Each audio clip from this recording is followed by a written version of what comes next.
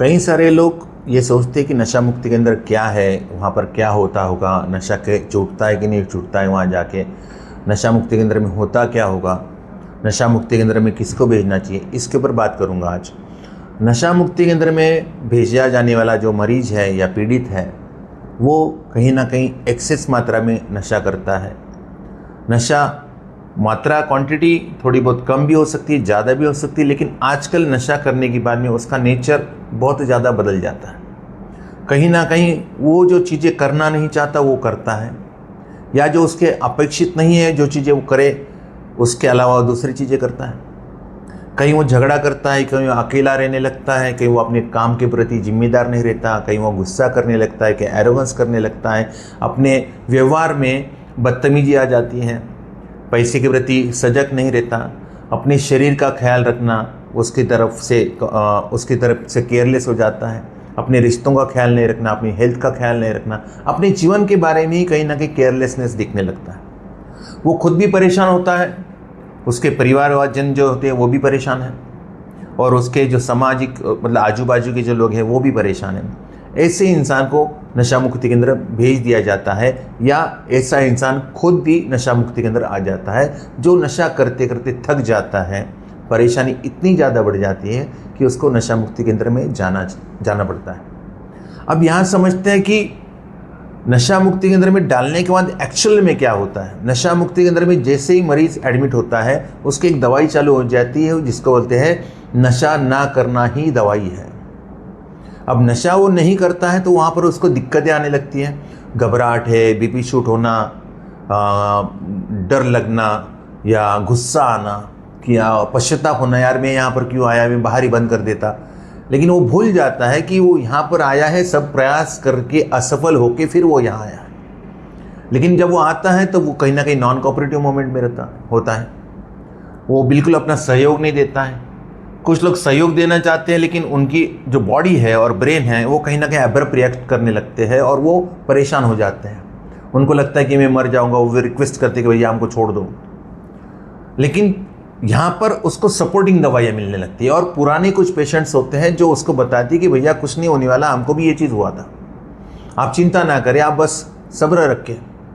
उसको खाना खिलाना, पानी पिलाना, चाय पिलाना, उसको नहलाना, उसको अगर उसका बैलेंस जा रहा है तो उसको पकड़ कर बाथरूम तक लेके आना, उसके प्रति सिंपैथीपूर्वक व्यवहार करना, डॉक्टर की दवाइयाँ, न्यूट्रिशंस बॉटल्स भी चढ़ाई जाती है, विटामिन डिफिशिएंसी तो वो भी, ब्लड रिपोर्ट भी आ जाती है। डॉक्टर को देख कर आधा मरीज तो वही ठीक हो जाता है कि हाँ भाई मुझे संभालने वाला कोई नहीं है, कोई है तो सही यहाँ पे। घर पे अगर ये दिक्कत होती है तो आदमी तुरंत नशे के पास जाता है। नशा मुक्ति केंद्र में डॉक्टर अवेलेबल है, 24 आवर सर्वेलेंस कैमरा लगा हुआ है, आजू बाजू में लोग हैं, तो वो अकेला नहीं है यहाँ पर। उससे जो नशे से जो पीड़ित लोग हैं वो वहाँ पर मौजूद है, जो उसको एहसास दिलाते हैं कि भाई हम भी इस दौर से गुजरे हैं।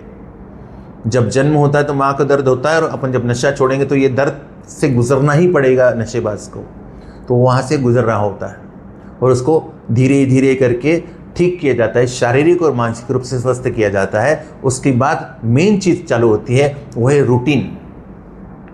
रूटीन में उसको जल्दी सुबह उठना, योगा करना, काउंसलिंग के लिए बैठना, ग्रुप काउंसलिंग के लिए बैठना, इनपुट सेशन के लिए बैठना, मोटिवेशन सेशन के लिए बैठना, bhajan, Sunderkand, time to time खाना पीना, चाय नाश्ता पानी, sharing session, bhajans, medicine time to time, morning evening medicine, proper time पे खाना, शाम का खाना, उसके बाद सोना।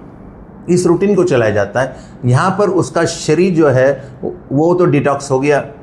अब जो प्रोसेस चल रही है वो है ब्रेन डिटॉक्स की, जहाँ पर विचारों का बहुत ज़्यादा तूफान है, बहुत ज़्यादा अलग अलग प्रकार के विचार आ रहे हैं कि अब पैसे का क्या होगा, पत्नी का क्या होगा, गर्लफ्रेंड का क्या होगा, पढ़ाई का क्या होगा, इसका क्या होगा, उसका क्या होगा, चिंता, कहीं ना कहीं गुस्सा, माइंड जो है अनस्टेबल है। लेकिन थोड़े इस दिनों में वो इन चीज़ों को स्वीकार कर लेते हैं कि भाई ये है और मुझे यहीं पर रहना है, मुझे अपने आप को ठीक करना है। और ये इफ़ेक्ट आता है क्योंकि नशा नहीं करना, ये जो दवाई जो चल रही है शुरुआत से कि आपको सब कुछ मिल सकता है, मेडिसिन का सपोर्ट मिल सकता है, लेकिन दवाई नहीं, आपको नशा नहीं मिल सकता। और धीरे धीरे वो शारीरिक और मानसिक रूप से स्वस्थ हो जाता है। पर्सनल काउंसलिंग उसकी की जाती है, जहाँ पर उसकी अकेले में बैठकर उसकी बातें सुनी जाती है, मरीज़ को समझा जाता है, पीड़ित को समझा जाता है कि भैया क्या क्या दिक्कतें आ रही है, क्या क्या प्रॉब्लम आ रही है, क्या क्या परेशानियां हैं आपके जीवन में, उस हिसाब से उसको सलाह दी जाती है। उसको सच्चाई क्या है, उसके लिए सही क्या है, और सब कुछ चीज़ें समझकर एक काउंसलर, अनुभवी काउंसलर उसको सलाह देते हैं, मोटिवेट करते हैं, उसको पेशेंस रखने के लिए बोलते हैं, उसको खुद के साथ ईमानदार रहना, सब्र रखना, विश्वास रखना कि अगर हम गलत नहीं करेंगे तो हमारे साथ सही होगा, अगर हम गलत करेंगे तो हमारे साथ गलत ही होगा, और गलत इससे ज़्यादा क्या होगा कि हम फिर से जाके नशा कर लें। नशा करेंगे तो जीवन की कोई भी समस्या सॉल्व होने वाली नहीं है। नशा करेंगे तो एक चीज़ तो 100% होगी, जो है बर्बादी, फिर से वही परेशानियाँ। एक मौका बनता है, एक अपॉर्चुनिटी नशा मुक्ति केंद्र में आकर आप एक नए जीवन की शुरुआत कर सकते हो। अगर आप चाहो तो नशा 100% छूट सकता है। क्यों, कौन बोलता है नशा नहीं छूटता? नशा तो जिस दिन आप नशा मुक्ति केंद्र में आए उसी दिन छूट गया था भाई, और उसके बाद आप महीना, 2 महीना, 3 महीना रुके हो, और 2-3 महीने आपने नशा किया भी नहीं, तो आप अप्स एंड डाउन से इमोशंस क्यों हुए? लेकिन आपने नशा नहीं किया तो बॉडी और ब्रेन ये भी सीख गया कि अप्स एंड डाउन हो रहा है, लेकिन मैं नशा नहीं करूँ तो चल सकता है। बिना नशे के वो नॉर्मल हो जाता है। ये एक चमत्कार है।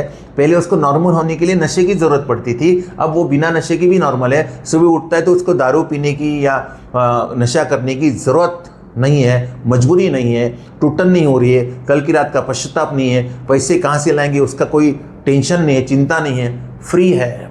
उसको ये एहसास दिलाया जाता है कि यही तो फ्रीडम है। नशा करके उस पिंजरे में अपने आप को गुलामी की तरह रखना, जो चीज़ें आपके लिए सही नहीं है वो चीज़ें करना, इस अलग अलग प्रकार से वहाँ पर नशा मुक्ति के अंदर में जो काउंसलर्स होते हैं बहुत अच्छे होते हैं, जो बताते हैं कि भैया क्या क्या सिचुएशन में किस प्रकार से निकला जा सकता है। नशे से लड़ना नहीं है, नशे के सामने हार स्वीकार करना है, नशे से बचने का प्रोग्राम है ये। एक स्पिरिचुअल अवेकनिंग की, खुद के साथ अच्छा करना, खुद का अच्छा करना, जो ईश्वर को मेरे लिए अपेक्षित है वही चीज़ें करना। ईश्वर को ये तो अपेक्षित नहीं कि आप रो और आपका परिवार भी रोए, आप परेशान हो और आपका परिवार भी परेशान हो। ईश्वर का तो एक ही कहना है कि भाई आप खुश रहो, मस्त रहो, स्वस्थ रहो, और आपका परिवार भी खुश रहे, मस्त रहे, स्वस्थ रहे। और इसकी जागृति होती है, वो जो ज्वाला है, रिकवरी स्टार्ट एट होम, वो नशा मुक्ति के अंदर में आती है। यहाँ से जाने के बाद उसको किन किन चीज़ों का पालन करना है, उसको मेन तो शेड्यूल फॉलो करना है, उसको नम्रतापूर्वक व्यवहार रखना, उसको सब्र रखना, विश्वास रखना, और मेन चीज़ एक्शन करना। कौन क्या बोलता है, कौन क्या नहीं बोलता है, उससे कोई लेना देना नहीं। मेरी कोई तारीफ करे ज़रूरी नहीं है। मैं सिर्फ अपना काम, work in silence your success speaks louder. आपका जो करते हैं आप अच्छा करते हो तो भी दिखता है, और बुरा करते हो तो भी दिखता है।